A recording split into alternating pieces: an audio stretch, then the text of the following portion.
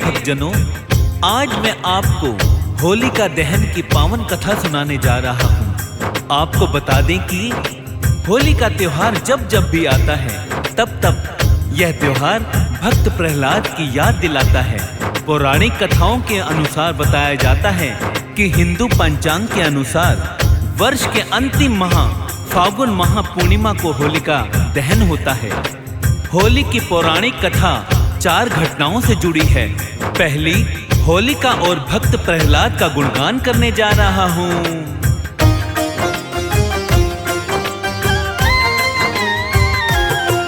हम होलिका और भक्त प्रहलाद की कथा सुनाते हैं, पावन कथा सुनाते हैं। क्यों फागुन पूर्णिमा को होलिका दहन मनाते हैं, हम कथा सुनाते हैं। हम होलिका और भक्त प्रहलाद की कथा सुनाते हैं, पावन कथा सुनाते हैं। क्यों फागुन पूर्णिमा को होलिका दहन मनाते हैं, हम कथा सुनाते हैं। ये कथा है बड़ी महान, सुनकर होता कल्याण। ये कथा है बड़ी महान, सुनकर होता कल्याण।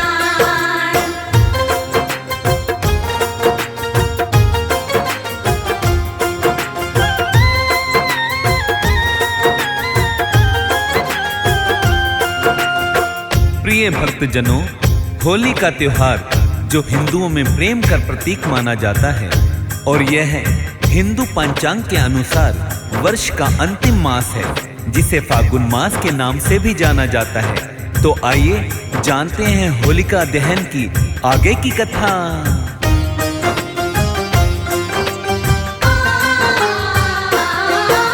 शिव गौरा के पुत्र गणेश करूं प्रथम वंदन।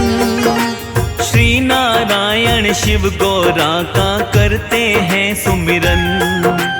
तत्पश्चात होलिका दहन की कथा सुनाएंगे। पुराण ग्रंथों में वर्णित हम वो सत्य बताएंगे। वर्ष में 12 मास है होते आते पर्व अपार। फागुन मास अंतिम मास है हिंदुओं के अनुसार। फागुन मास की पूर्णिमा को ये पर्व मनाते हैं। होलिका दहन का उत्सव सभी खुशहाल मनाते हैं। बड़ा ही पावन है ये पर्व, सभी बतलाते हैं, सभी बतलाते हैं। क्यों फागुन पूर्णिमा को होलिका दहन मनाते हैं, हम कथा सुनाते हैं। ये कथा है बड़ी महान, सुनकर होता कल्याण। ये कथा है बड़ी महान, सुनकर होता कल्याण।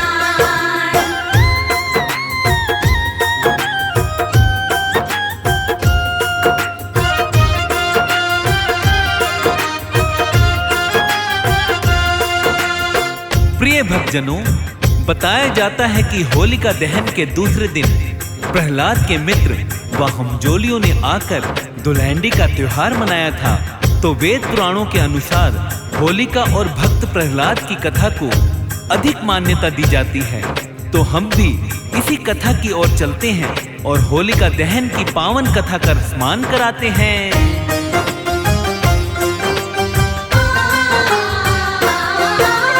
ऋषि कश्यप ने पत्नी दिति से पाई 2 संतान।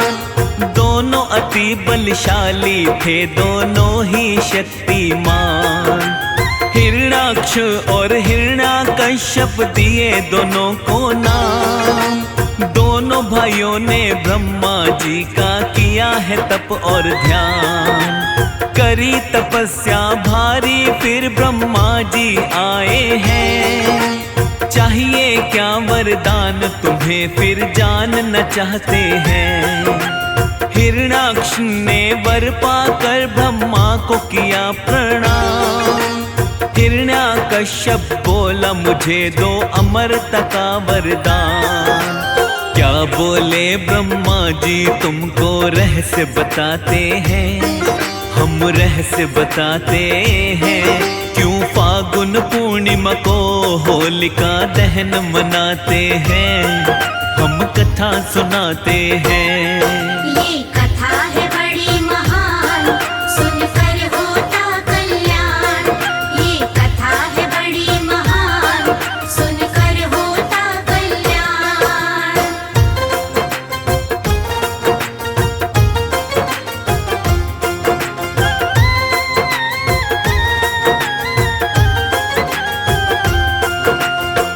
भक्तजनों, आपको बता दें कि असुर राज हिरण्यकश्यप की तपस्या से प्रसन्न होकर ब्रह्मा जी ने उसे वर मांगने को कहा, तो उसने कहा कि उसे अमरता का वरदान चाहिए।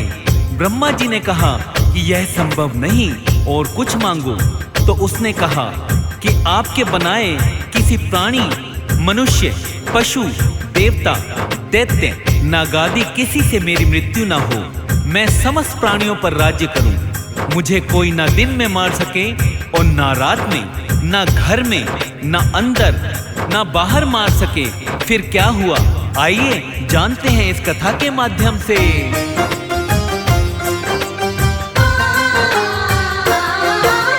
ना अंदर ना बाहर मुझको कोई मार सके, अस्त्र शस्त्र और ना मुझको धरा पे मार सके।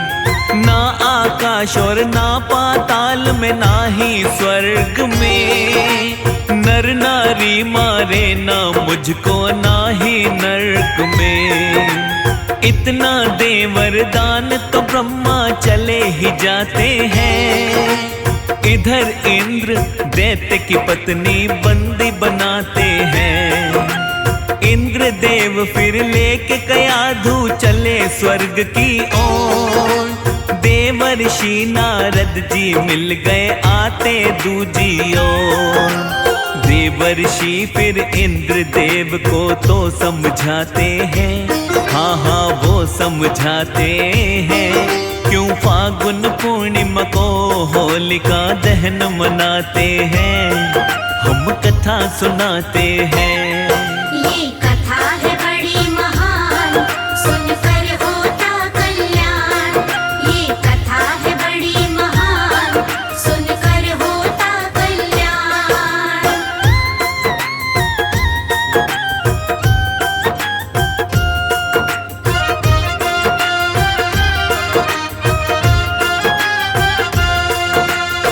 भक्तजनों, नारद जी ने इंद्रदेव को उपदेश दिया कि आप ये पाप कर रहे हैं। देवर्षि का उपदेश सुनकर इंद्र हिरण्यकश्यप की पत्नी क्याधु को महर्षि के आश्रम में ही छोड़कर स्वयं देवलोक चले गए। गर्भवती क्याधु को नारद जी ने विष्णु भक्ति और भागवत तत्व से अवगत कराया। यह ज्ञान गर्भ में पल रहे पुत्र प्रहलाद ने भी प्राप्त किया था। आइए आगे क्या हुआ सुनते हैं।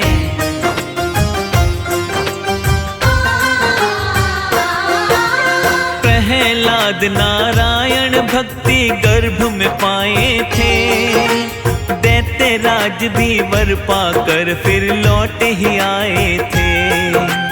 अजर अमर का भाव तो उसके मन में आया है, अपने राज्य में ही पहले कोहराम मचाया है। ऋषि मुनि और भगवत भक्तों को वो सताता है, नारायण के भक्तों को वो मार गिराता है। स्वयं को ईश्वर बतलाता है वो दानव नादान, देव ऋषि भी बंदी बनाता वो मूर्ख अज्ञान।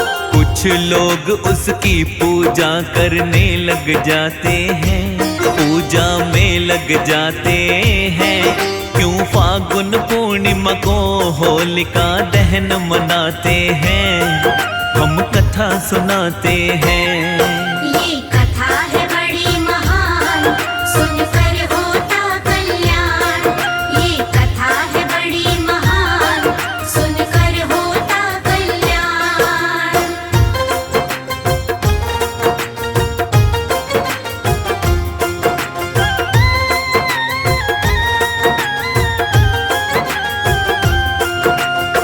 प्रियजनों, उचित समय पर बाद में प्रहलाद का जन्म हुआ तो राज्य में खुशियां मनाई गई। हिरण्यकश्यप के 4 पुत्र थे, अनुहल्लाद, हल्लाद, भक्त प्रहलाद और संघहल्लाद। प्रहलाद का उपनयन संस्कार उसके गुरुकुल में भेजा गया।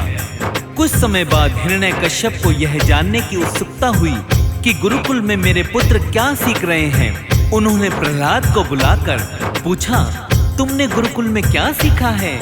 पिता के मुख से यह सुन भक्त प्रहलाद ने भगवान विष्णु की नवविध भक्ति का गुणगान किया।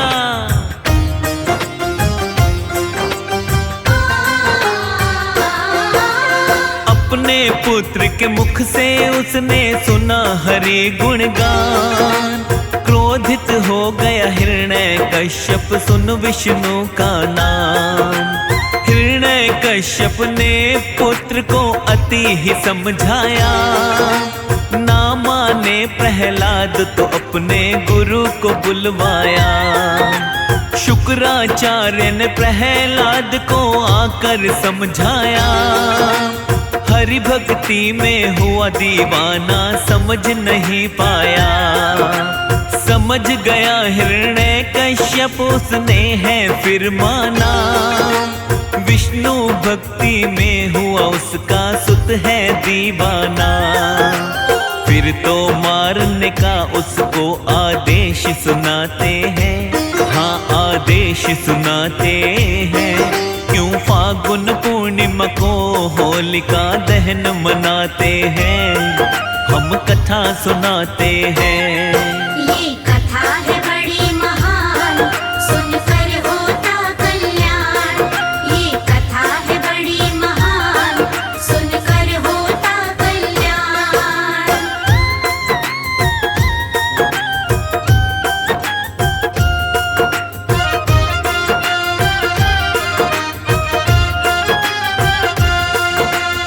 प्रिय भक्तों, आपको बता दें कि हिरण्यकश्यप ने प्रहलाद को विष्णु नाम रखने के लिए मना किया था तथा गुरु शुक्राचार्य ने भी समझाया, किंतु वह नहीं माना।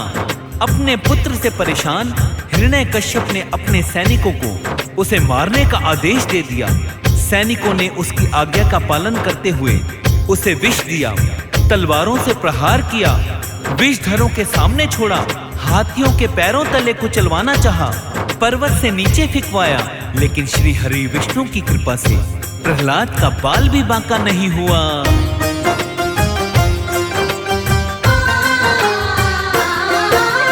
8 दिनों तक बंदी बनाकर सुत को रखवाया। हर प्रकार से मारने का फिर प्रयास है करवाया। फागुन शुक्ल सप्तमी को बंदी बनाया था। विष्णु की कृपा से कुछ वो कर नहीं पाया था। मरा नहीं सुत तो वो दानव रहने लगा हैरान। क्या करूं जो प्रहलाद के ले लूं पल में प्राण। हिरण्यकश्यप को फिर अपनी बहना याद आई। नाम होलिका था उसका, उसने वो बुलवाई। उसे बुलाने देते दूत फिर चले ही जाते हैं, फिर चले ही जाते हैं। क्यों फागुन पूर्णिमा को होलिका दहन मनाते हैं, हम कथा सुनाते हैं। ये कथा है बड़ी महान, सुनकर होता कल्याण। ये कथा है बड़ी महान, सुनकर होता कल्याण।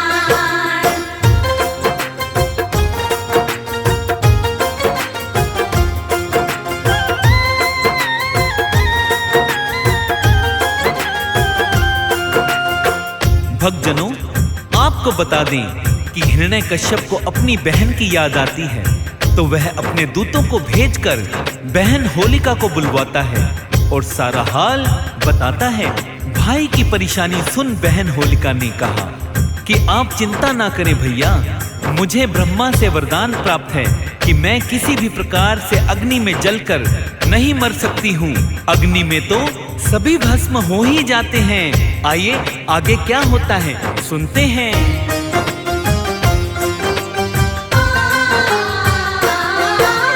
बहन होलिका ने आकर उसको समझाया है, राख बना दूंगी उसको जिसने भी सताया है।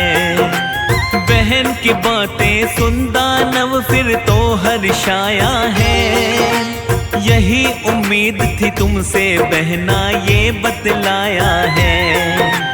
बोली होलिका मुझको ब्रह्मा से है मिला वरदान, शीत लपट जो मुझको भैया ना होता नुकसान। मेरे साथ में जो भी होगा वो जल जाएगा, कितना भी हो माया भी वो बच ना पाएगा।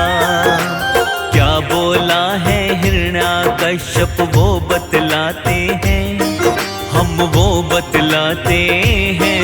क्यों फागुन पूर्णिमा को होलिका दहन मनाते हैं, हम कथा सुनाते हैं।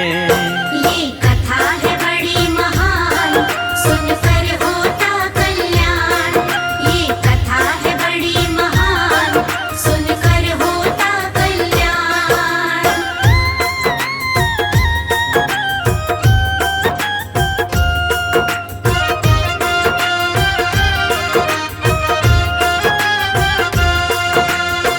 प्रिय भक्तों, हिरण्याकश्यप ने अपनी बहन होलिका से कहा कि तुम प्रहलाद को अपनी गोदी में लेकर अग्नि में बैठ जाओ, जिससे वह जलकर भस्म हो जाएगा। होलिका को वरदान था कि उसे अग्नि तब तक कभी हानि नहीं पहुंचाएगी जब तक कि वह किसी सद्वृत्ति वाले मानव का अहित करने की ना सोचे। होलिका यह बात भूल गई थी। वह अपने भाई की बात को मानकर अपने भतीजे प्रहलाद को गोदी में लेकर अग्नि में बैठ गई। उस दिन फागुन मास की पूर्णिमा थी। आइए सुनते हैं आगे क्या होता है।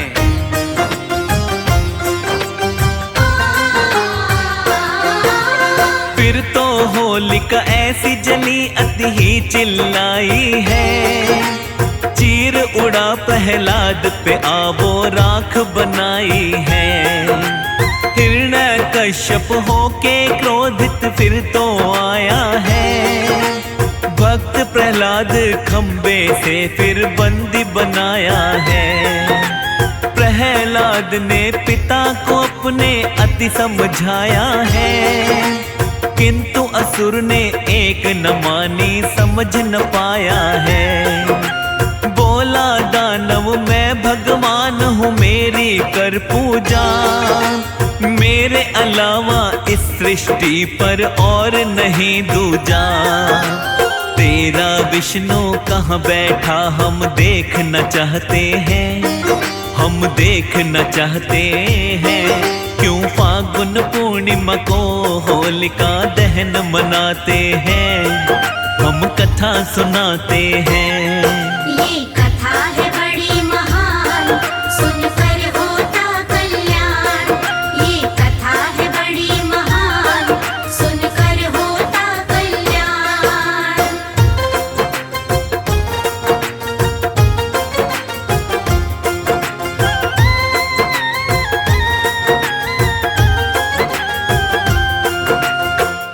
प्रियजनों, क्रोधित नेत्र लाल करते हुए हिरण्याकश्यप बोला, कहाँ है तेरा जगदीश्वर? क्या इस खंबे में है जिससे तू बंधा है? यह कहकर हिरण्याकश्यप ने खंबे पर घूंसा मारा। तभी खंबा भयंकर आवाज करते हुए फट गया और उसमें से एक भयंकर डरावना रूप प्रकट हुआ, जिसका सिर सिंह का और धड़ मनुष्य का था।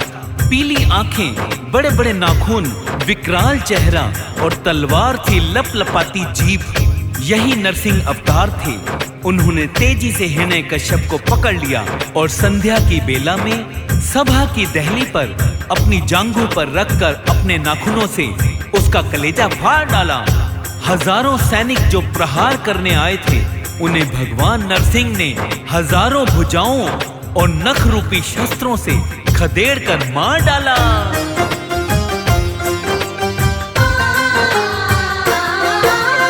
नरसिंह भगवन ने प्रहलाद का राज तिलक किया, दे वरदान भक्त को अपने है प्रस्थान किया। दूसरे दिन फिर सारे जन ही खुशियां मनाए हैं, रंग उड़ाया एक दूजे के मंगल गाए हैं। तब से ही ये चली प्रथा जो सभी निभाते हैं, भक्त प्रहलाद विष्णु को सब शीश नवाते हैं।